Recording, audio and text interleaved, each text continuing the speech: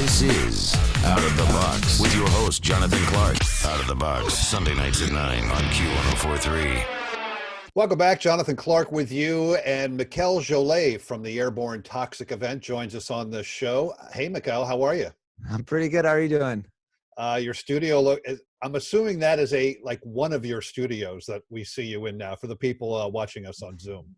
Yeah, this is the home studio where I built this room actually myself. This was all dirt, and I put in this floor, and I framed in some drywall and cut some holes for windows and soundproofed it, and moved in here to work.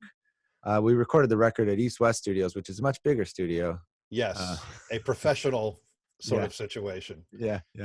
But the first question is, how are you? I believe you have a wife and 2 kids now. Yeah, Is everyone's healthy and good and surviving the lockdown well?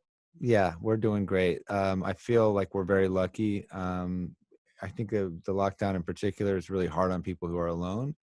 And it does feel like a blessing to be able to wake up and have your whole family around. It was a little stressful, I think, at first for my son. He's 3 and we had to pull him out of school, of course. So that was tough, but then I think he adapted, and I feel like we spent a lot of time trying to make it so his life has got plenty of diversity of activities and things. And now I think he's doing great. So we're good. We're good here. We're worried about the rest of the world. Do you have a new respect for teachers now that I'm assuming you and your wife are teachers now? Yeah, it's not easy. It's a lot of work. I can imagine. It's like you're a parent and now all of a sudden you're a teacher. I feel really bad because he's 3, so it's preschool stuff mostly. So there's a lot of colors and numbers and that kind of thing, and it's pretty loose. I feel bad for these parents of like 8th graders, 6th graders that are like, it's just so intense. There's so much to go over, and you're teaching it to your kid, and a lot of time these people also have full-time jobs, and it's very, very stressful. And so I think they've got it a lot worse than we do. I was speaking with another artist in Southern California last week, and I asked her the same question when we started the interview, and this is Phoebe Bridgers. I don't know if you're aware of Phoebe. Yeah, she did the collab record, right? With Better Oblivion Community Center, and with Connor Oberst. Yeah, exactly. Yeah. But anyway, I said, so the same question I asked her, and she said, well, I wish I had my old brain pre-pandemic, because now it's like, and we sort of agreed on this, that she says when she's driving along and she sees someone without a mask on, or say groups of 10 people all gathered together too close without masks on, she's become a lot more cynical than she used to be. Do you have the same reaction, or maybe you have a different one? I don't leave the house. I haven't, I'm mostly here, so I don't know. I've been, it's so funny because like I'm a writer. My life hasn't changed that much in terms of, like, I was locked in this room writing for 3 years, and now I'm locked in. So it's like my day-to-day experience is really not that different, other than I'm very angry and, worried about the rest of the world. But for me, it's really not really been that different. I haven't left much. Well, given the situation we are all living in around the world right now, I'm sure I'm not the first one to say that your band name has become a little more ironic than it used to be. Well, I like to think it's appropriate. So the Airborne Toxic Event is the second unit of Don DeLillo's White Noise, and it's about a guy's going about his life, a family's going about their lives, and then there's this accident. It's a chemical spill from a train crash. Basically, a government screw up of some kind comes in and changes their whole trajectory of their lives. And it's like it hits them in this way they don't expect. And they're kind of going about their lives. And in some ways it's tragic. In some ways it's just that they have to learn to live differently. In some ways it's kind of ironically their lives haven't changed much. It's just that their attitudes have changed. So it feels like there's an emotional core to that's pretty similar to the present moment. Let's get to the topic at hand, and I'm going to hold it up right here. I hope everyone can see it. I'm going to say what it is for the people on the radio. It's Hollywood Park, the book, and the companion album. And it is fantastic, this book. Oh, you got the vinyl autograph too. It is so good. I read this book so fast. Your manager sent it to me, and I think this was like over a month ago that he sent it to me. So I got sort of an advanced copy of it. It's just so great. Oh, Um, thank you. and I think of the band name again because there's so much, for lack of a better term, toxicity in your childhood. Um, you were in this cult or commune. People call it different things. Yeah. The Church of Synanon. How do you say it? Synanon. Synanon. Yeah.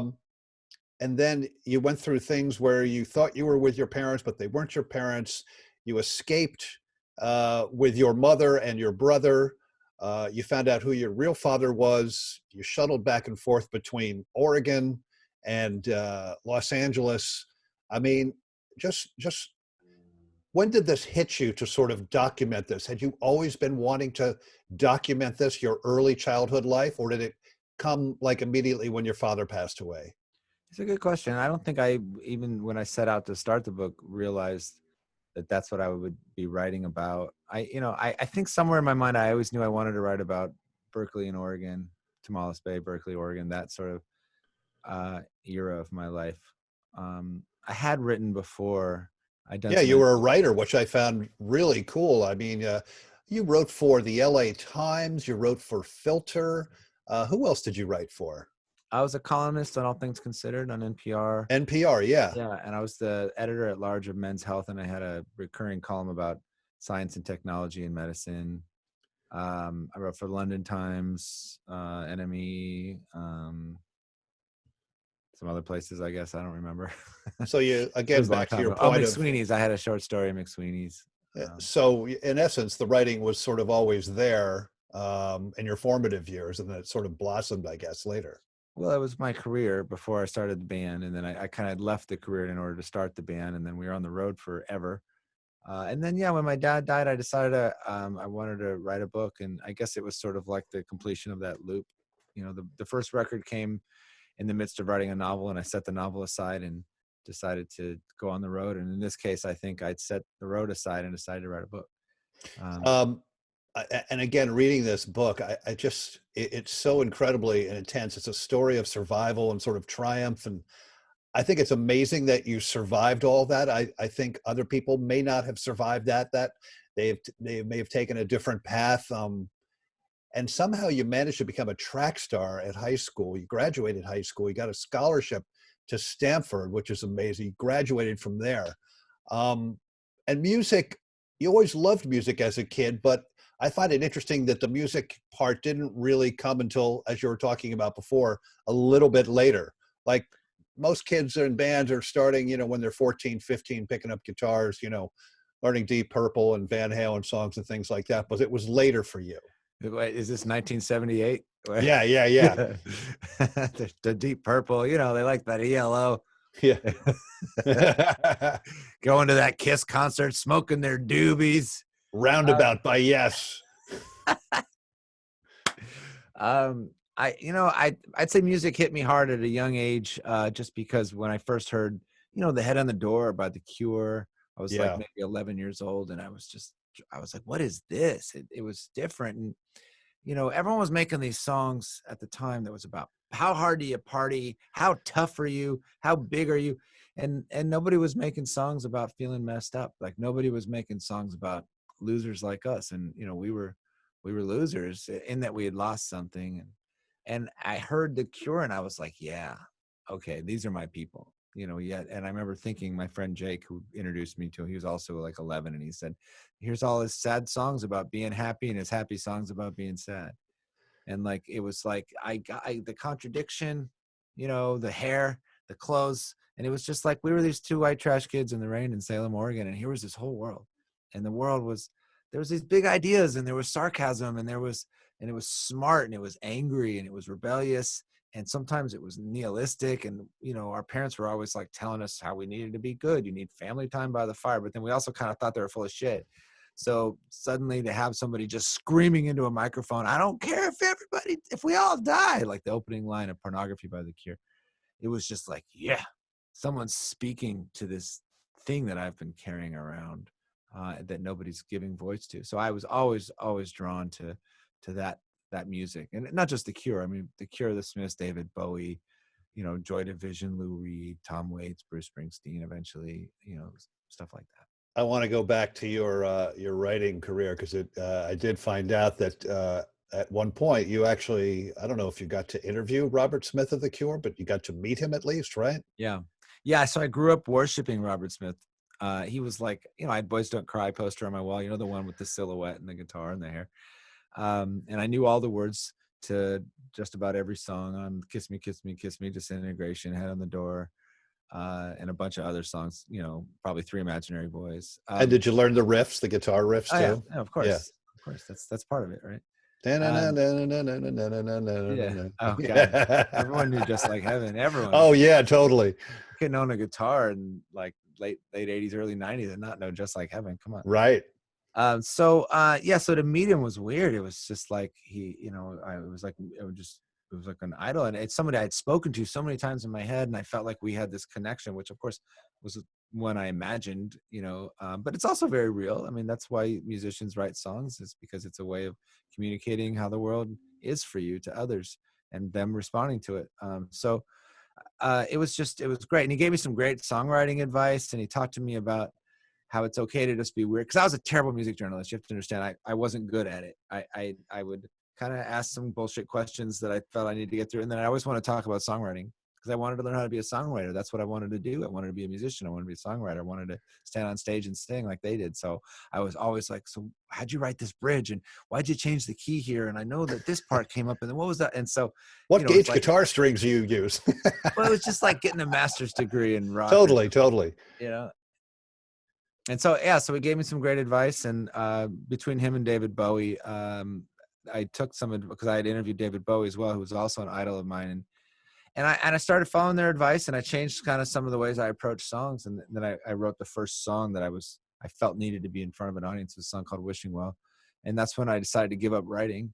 And I met a drummer around that time, which if you're a singer, you need a drummer. Every singer needs a drummer. Every drummer needs a singer. Bass players, guitar players, keyboardists are a dime a dozen. You need a singer and a drummer. That's a rock band. And so I met a drummer that believed in my songs. And so we were like, let's take it on the road. And that was tell us the David Bowie Brush with Greatness story. Yeah, it was. I did an interview with him. I think the record was Reality. And I went to that studio of his in Soho, where a lot of records have been made. The Stones had played there, Dylan had played there, and it's just a little doorway off the street in Soho. You wouldn't spot it. And went in there, and he's just sitting there, and he played the record, and he's a lot shorter in person than I expected him to be, but he had this energy that was so sprightly, and he was funny, and he was filled with ideas, and he was generous. And most rock stars aren't generous. They're kind of cool, and it's like they're waiting for you to acknowledge how cool they are, but that's their thing. It's being aloof and being cool, and it's cool, I guess. But David Bowie was brimming with ideas, and just smart and weird and strange and slightly effeminate and up for anything, and just a great guy. And we had this really, really long talk, and we had this moment where he said to me, like, we were talking about the Nietzsche idea of the death of God in the 20th century, and sort of Andy Warhol and the failed hopes of the 60s, and how it all kind of come crashing down. And he looked at me and he said, and I told him about the cult I was in, and, like my parents were hippies and we'd witnessed violence, the whole thing had fallen apart. And he looked at me and he said, is it hard for your generation, for you to feel like you can believe in anything? And it was like this weirdly paternal like moment between David Bowie and I was like, yeah.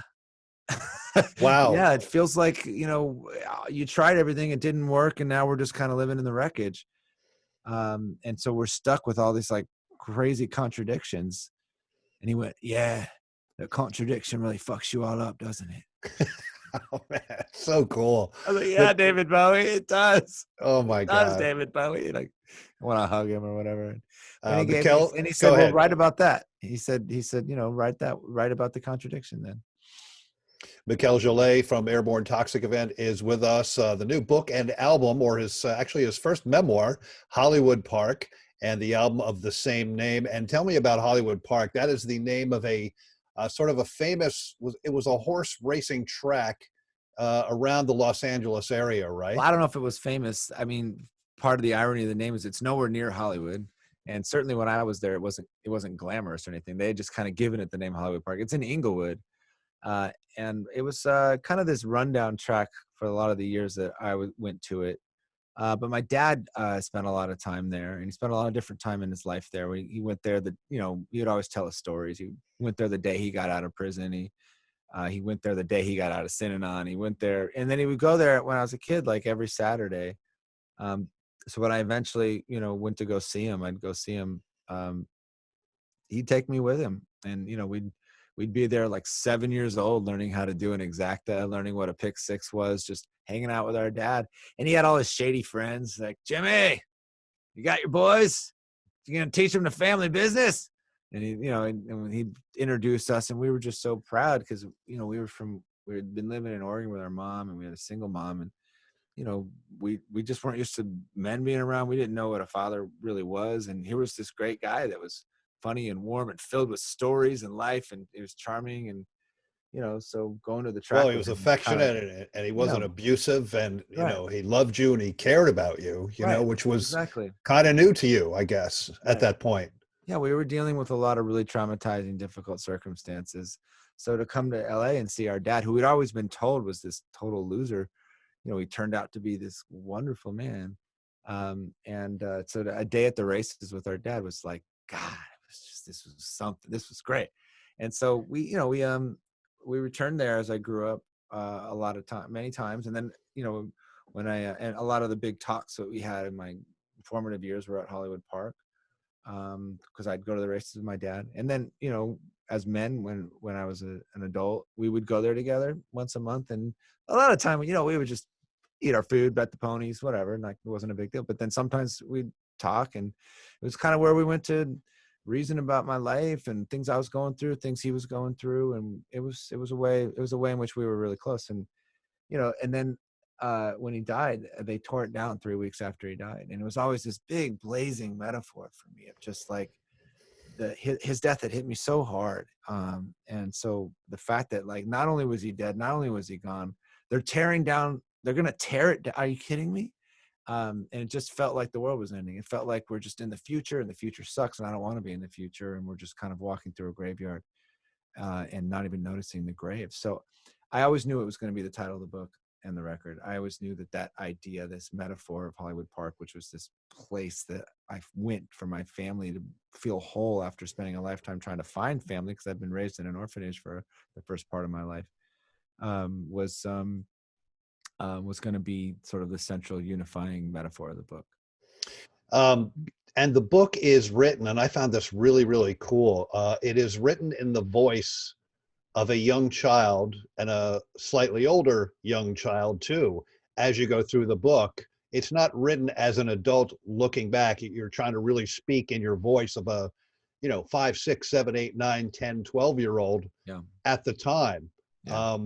Did you have to go back and speak to friends and relatives to get clarification on things, or did all these memories, were they just imprinted on your brain and you just really start writing them down no problem? Well, it's both. So a lot of what I did was I would go to places. Toni Morrison has this great idea about rememory, and the idea that memories live in places. So if you can go back to the place where they happened, the memories are all still there. And she means it kind of like mystically, but it's actually just true. I don't know if you've ever gone to like a house you lived in 20 years ago, and you'll stand there and you're like, oh my God. And suddenly like 50 things you'd forgotten hit you all at once. And some of it's specific events, there's jokes or stories or people, and some of it's entire attitudes you had, maybe a way you felt about yourself, or the way you felt about the world, dreams that you'd had, whatever it was. And it all kind of comes rushing back to you because it's all there in that place. So what I would do is I'd go to all the places where the book happens, and I would download all my thoughts. I'd stay into like a voice recording, and I would record for like 2 hours, everything I remember. I'd go home, I'd spend a few days writing it out till I had about 5,000 to 10,000 words about the place, everything I remembered, every detail, everything. Then I would call people who were contemporaries, who were there too, and be like, what do you remember about this? And I remember this day, and they'd be like, no, that didn't happen. It was like, oh, that's right. And then we kind of work it out. And then I would do a little bit of research as well. Not as much on that, because I feel like I wanted everything to be really primal and really firsthand. And then when I went down to write, I had all these places already kind of envisioned. There was already the world of the book, like the physical, emotional, spiritual, attitudinal, whatever world of the book already existed. And then I could focus on, the narrative and the story. And I didn't, and I was like, okay, we're going to do something at the house in Brays Avenue. All right, let's pull up that document. And I read through it real quick and like, okay, I got it. And then everything's just at my fingertips. And then I could kind of weave the story in that place, because I was in the mindset, because I'd done all the work to recreate it in my own mind. Tell me about the video for Come On Out, because that is an amazing video. Thank you. We decided we wanted child actors to play us, essentially. So the four guys in the band each have our own sort of a child actor, 10-year-old that looks sort of like how we looked at 10 years old, I guess. It sort of recreates the story from the book. And the main actor is a kid named Jacob Sadler, is just insanely good actor. He just really owned it. And you see him sort of running away on his bike and trying to deal with a situation at home that was too much for him to handle, an abusive father and stepfather, I guess. And then meets up with his buddies, which isn't really part of the scene in my book, but we sort of put it in there. And then they little writer's embellishment. Yeah, well, because there has to be this sort of meeting point with the modern world. So then eventually they end up at this party in the woods, and there's all these people there, and the people there are, of course, us as adults with a bunch of friends. And then he and I end up having this talk, and it's sort of like talking to my childhood self. And we didn't script it. That was as far as the idea went. And then we just ended up, he's such a good actor. He ended up, just really owning the moment and really being in it and telling me about, the story about him being abused and whatnot, which of course, this is all just, he wasn't an abused kid. He's just acting it out because of the backstory.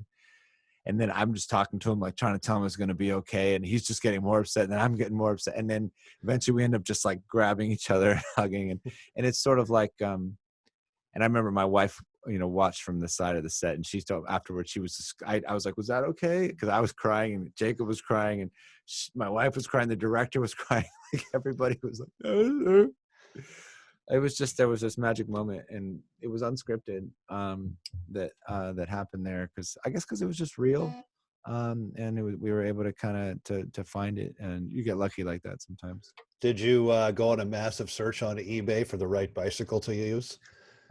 No, because the bicycle was very important to you. I know that. Yeah, the Thunder Huffy Pro, the Huffy Thunder Pro, yellow with blue mags. That's the bike. That was my bike at 11 years old. No, it was actually a different bike. But that's like your car when you're 11. I mean, that's your first car. I mean, and that was your first decent bike. Are you kidding right? Me? That's exactly.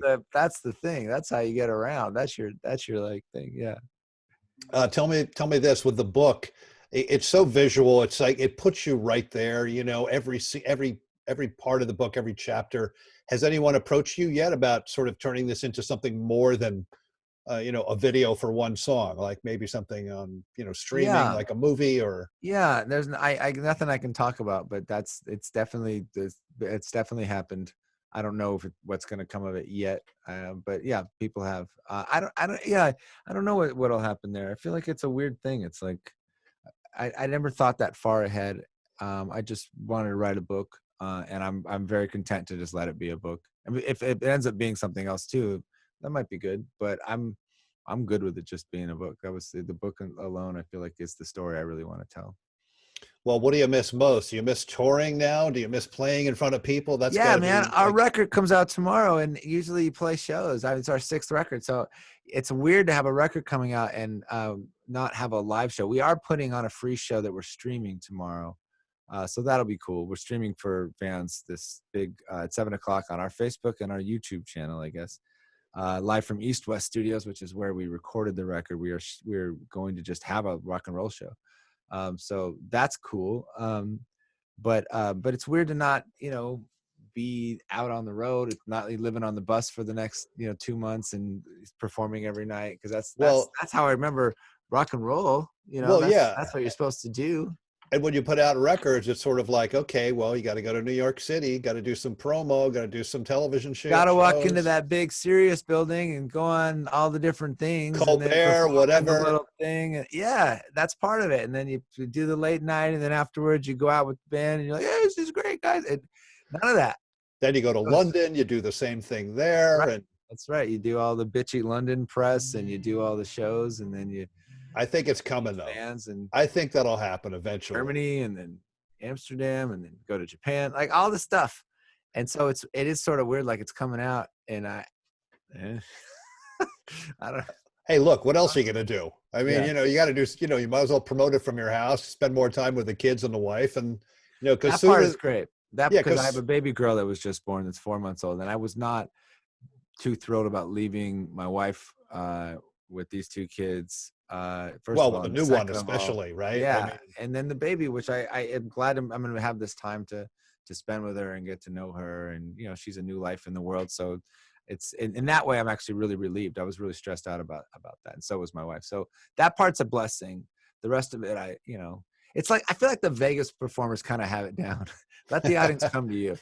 Just stay you there. got the show. You got the show at 6, or whatever it is, and then it's over, and you get to play a show, but you don't have to live on a bus.